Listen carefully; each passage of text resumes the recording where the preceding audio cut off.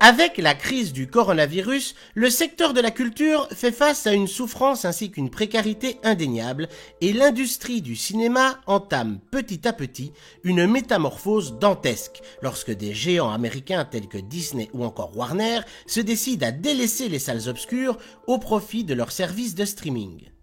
Pourtant, loin de s'avouer vaincu, le monde du 7e art lutte pour survivre. Et le cinéma français a pu profiter de l'absence des films à grand budget de l'oncle Sam pour revenir sur le devant des toiles.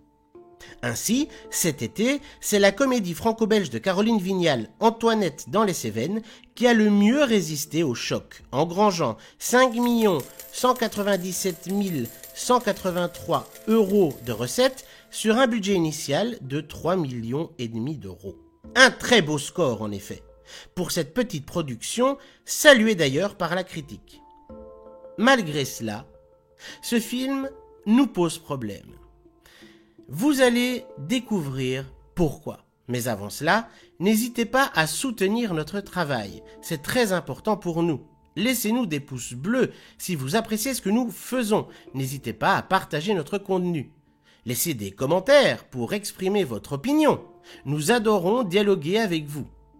Et finalement, bien entendu, si ce n'est pas encore fait, n'hésitez pas à vous abonner et même à activer la clochette pour être certain de ne manquer aucune de nos prochaines sorties.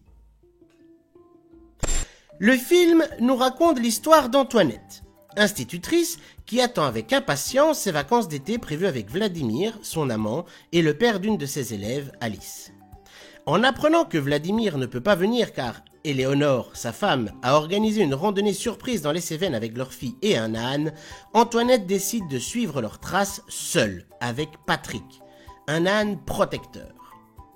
Alors si c'est salué par la critique, que ce fut un succès, et qu'en plus c'est un film drôle, quel est le souci? Le souci, ce n'est pas le film, mais l'image qu'il véhicule, l'image qu'il banalise. Voilà. S'il prend de la vitesse dans les descentes, hélicoptère, hein, il a peur, il s'arrête. Et pour avancer? Allez Patrick, avance. Là, il faut vraiment que tu t'imposes. Hein. Avance.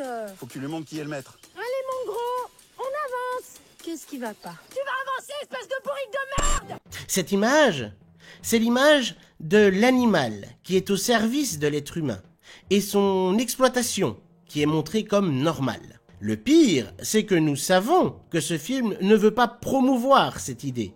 Nous savons que ses créateurs n'ont aucunement voulu nuire aux animaux usés lors de la production du métrage. Et c'est ça le plus grave en réalité. Voir un âne se trimballer sur des kilomètres en étant obligé de porter un lourd fardeau ne pose de soucis à personne. C'est banal, c'est comme voir un poisson rouge dans un bocal. C'est une image de maltraitance animale tant et tant véhiculée qu'on en oublierait presque que ça reste une maltraitance animale. Ici, l'âne est réduit à l'état de servitude, faisant fi de sa personnalité, ainsi que de son statut d'être sentient. L'âne est assimilé à un outil. Or, ce n'est pas un objet. Et il est du devoir de la culture d'éduquer autant que de divertir en déconstruisant les idées reçues. Les films traitant du racisme aujourd'hui, par exemple, le font en le dénonçant, et non en tentant de le rendre banal, sympathique ou acceptable. Pourquoi? Car le racisme n'est ni banal, ni sympathique, et encore moins acceptable. Alors en quoi cela est-il différent ici? Si nous partons du postulat qu'esclavager est le fait de rendre servile par la contrainte une créature plus faible ou en position de faiblesse, en quoi un âne subissant sur son dos le poids des bagages de ses maîtres n'est-il pas de l'esclavage? L'âne domestique européen, tel que nous le connaissons aujourd'hui, est un descendant direct de l'âne sauvage d'Afrique. Domestiqué vers 5000 avant Jésus-Christ par les Égyptiens dans la vallée du Nil, il fut utilisé très tôt dans l'histoire pour le transport des individus et des biens. Des siècles durant, et aujourd'hui encore, l'âne est un animal de transport et un outil agricole au service des hommes. Il n'est guère mieux considéré qu'un objet et doit sa popularité à ce qu'il résiste mieux au mauvais traitement et au manque de nourriture que son cousin, le cheval. Plus facile à entretenir, plus obéissant, et moins coûteux, il trouve le succès auprès des paysans déjà à l'époque, pour ces raisons, et se fait même surnommer le cheval des pauvres. Or, n'allez surtout pas croire que l'âne a des prédispositions naturelles à porter de lourdes charges sans en souffrir. Que nenni! C'est l'homme et l'homme seul qui l'a choisi arbitrairement et l'a contraint à cette tâche. Et comme il s'avéra endurant et en plus résistant bien au travail, on continua. Pendant des millénaires, les animaux de rente furent maltraités par l'humanité, et le sont encore aujourd'hui. Mais il serait injuste d'en vouloir à nos ancêtres, qui eux n'avaient pas toutes les connaissances concernant les animaux que nous possédons de nos jours, et qui, dans un monde très croyant, pensaient que les animaux avaient été mis sur terre pour les servir. Le souci, comme dit précédemment, c'est que cela continue actuellement, alors que désormais, nous savons, et surtout, nous pourrions nous en passer.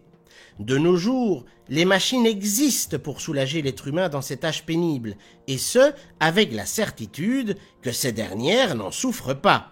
A contrario, rien ne démontre que l'âne ne souffre pas de subir les charges qu'il se voit obligé de porter. Certaines études sont en cours, tant sur les ânes que les chevaux, et nul doute qu'elles seront accablantes. Mais oui, l'âne est un équidé rustique et résistant qui peut charger jusqu'à 40 kilos, c'est vrai. Mais les déviances comme le calvaire des ânes de Santorin en Grèce ou de Mijas en Espagne devraient nous donner à réfléchir. Un animal n'est ni un outil, ni un objet, mais bien un être sensible doté de pensées complexes et de sentiments. Qui sommes-nous dès lors et de quel droit fait-on subir ce travail à ces animaux qui, à l'état sauvage, se contentent de pâturer et de galoper librement? Vous ne verrez jamais un âne ou même un cheval sauvage se charger volontairement le dos.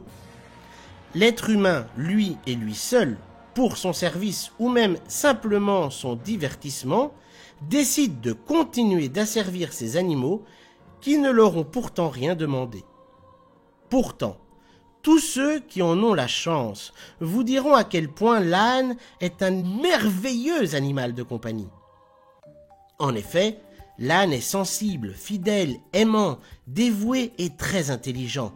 Il est épris de liberté, de jeu et de caresses, comme tout animal de compagnie. Voilà pourquoi il est triste de voir aujourd'hui les œuvres culturelles continuer encore à véhiculer l'image des animaux en tant qu'objet de servitude.